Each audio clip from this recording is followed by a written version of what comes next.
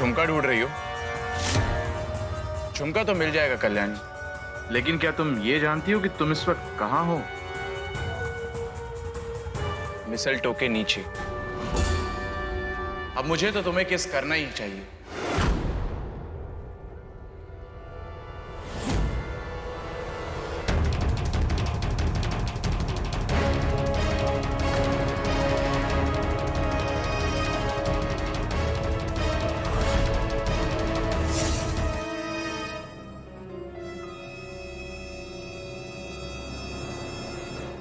इसका मतलब झुमके के बहाने अथर्व कल्याणी को उस पेड़ के नीचे बुलाकर उसके साथ जबरदस्ती।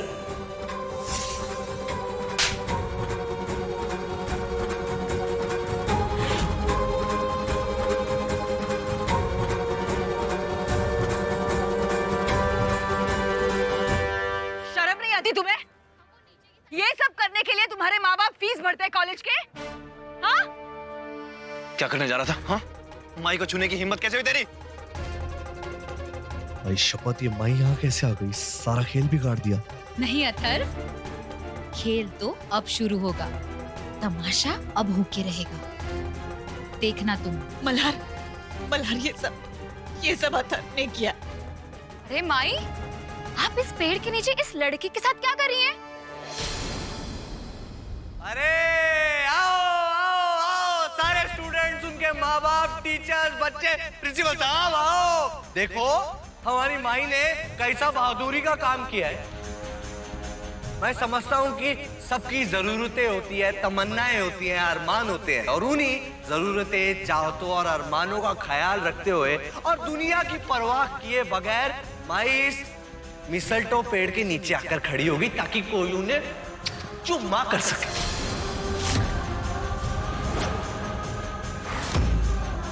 मानना पड़ेगा माई, तुम्हारी हिम्मत की तो दाद देनी पड़ेगी। एक बार जोरदार तालियां माई की हिम्मत के लिए।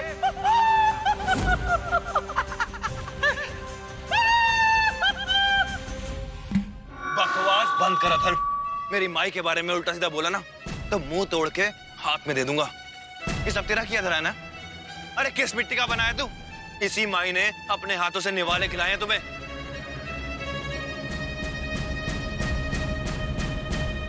आई कल्याणी, ये सब अथर्व ने किया है। झुमके के बहाने वो जानबूझकर तुम्हें इस पेड़ के नीचे बुलाना चाहता था और फिर इस लड़के से तुम्हें।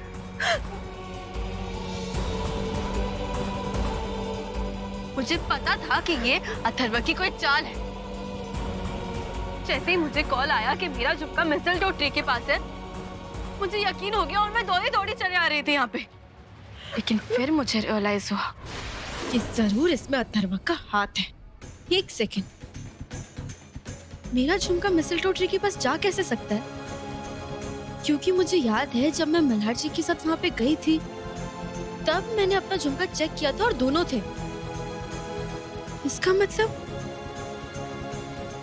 जरूर ये कोई अथर्वा की चाल होगी।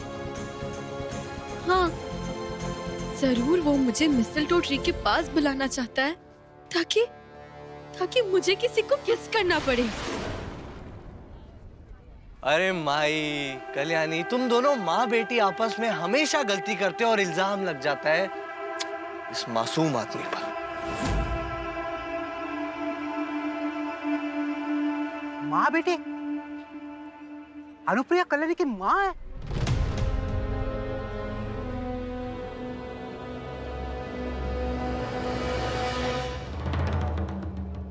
अरे प्रिंसिपल साहब, आपको मालूम नहीं था क्या? हा? अरे कल्याणी देशमुख और अनुप्रिया देशमुख माँ बेटी है। नहीं मतलब वो असली वाली नहीं। स्टोरी मैं बताता हूँ, थोड़ी सी मुश्किल है लेकिन मैं बताता हूँ। हाँ, कल्याणी के बाबा और अनुप्रिया देशमुख आपस में पति पत्नी थे, और जब कल्याणी के बाबा ने माधुरी को देखा जो कल्याणी की असली माँ थी, तो उन्होंने अनुप्रिया देशमुख यानी कि हमारी माई को छोड़ दिया।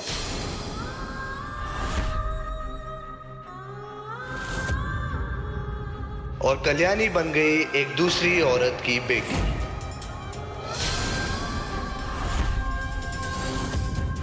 और कल्याणी की माँ यानी माधुरी के मरने के बाद अनुप्रिया देशमुख यानी हमारी माई और कल्याणी में माँ बेटी का रिश्ता स्थापित हो गया।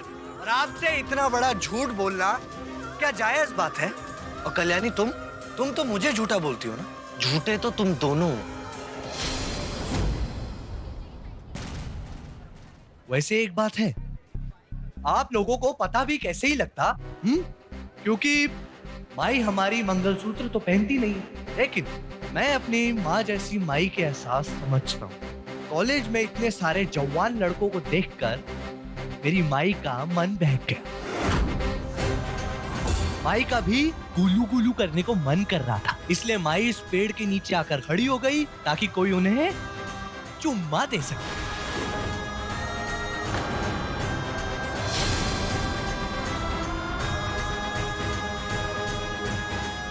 क्यों माई, चोरी पकड़ी गई ना?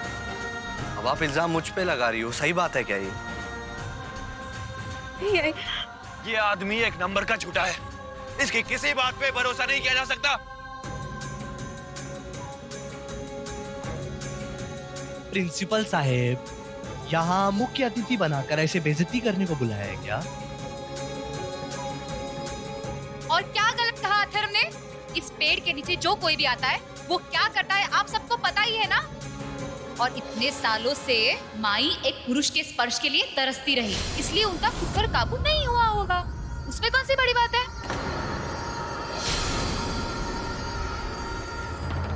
अरे कुछ तो शर्म करो संपदा। जिसके अपनी आंखों में मैल होती है ना, उसे दुनिया काली नजर आती है।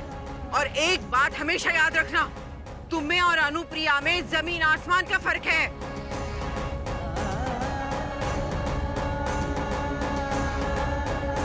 अच्छा उसाइब, लेकिन ऊंची आवाज में बात करके सच्चाई नहीं बदलेगी। और सच तो ये है कि माई ने इस कॉलेज में एडमिशन इसीलिए ली थी ताकि वो यहाँ आकर जवान लड़कों के साथ गुलछर्रे उड़ा सके।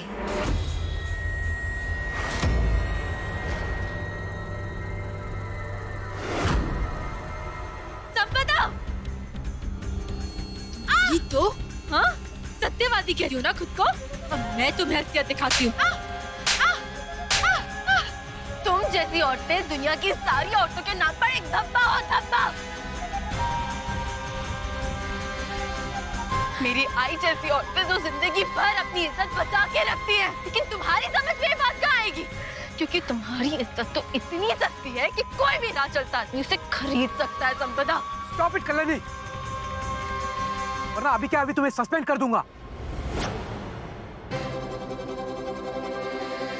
कर दीजिए सस्पेंड, डाल दीजिए मुझे जेल में, लेकिन अपनी भाई के खिलाफ मैं एक लफ्ज और नहीं सुनने वाली हूँ। तुम तो आज गई। नहीं, नहीं पराठी, नहीं।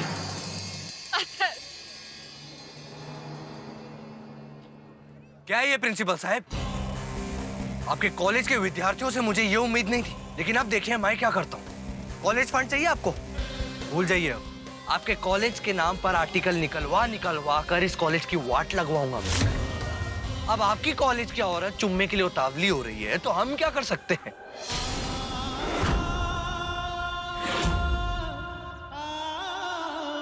बस अथर्व, बहुत हो गया ड्रामा तुम्हारा ये। अरे माई तो जानती भी नहीं कि इस पेड़ के नीचे क्या करते हैं। अरे नहीं नहीं, माई को तो पता था कि ये चुम्मे वाला पेड़ है। हाँ नहीं, मेरा मतलब मैं बस कह रही थी कि उनको पता था। हो कि नहीं? लो, हो गई तसल्ली आप सबको? क्या तसल्ली की बात कर रही हो तुम? हाँ, और अगर आई को इस पेड़ के बारे में पता भी था तो इससे साबित क्या होता है?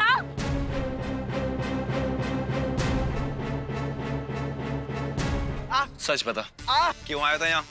किसने भेजा है तुझे? बोल। अरे बोल। अरे मैं तो यहाँ पे ऐसे ही आया था, वो तो ये यहाँ पे खड़ी हुई दिख गई तो सच नहीं बोलेगा? तो मुझे लगा इनको भी किस चाहिए। मैं सच बोल रहा हूँ सर। सच नहीं बोल रहा है? कैसे आता है तू कॉलेज? अरे मैं वो बाइक से आता हूँ। एम्बुलेंस में वापस जाएगा? नहीं नहीं सर। सच बोल वरना हड्डियां तोड़ दूंगा तेरी। अरे मैं सच बोल रहा हूँ। क्या सच बता?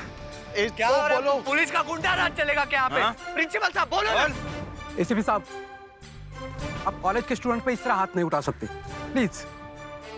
अथर्व, मुझे यहाँ एक और पल रुकना नहीं है। चलो अभी इसी वक्त। अरे रुक जाओ संपू,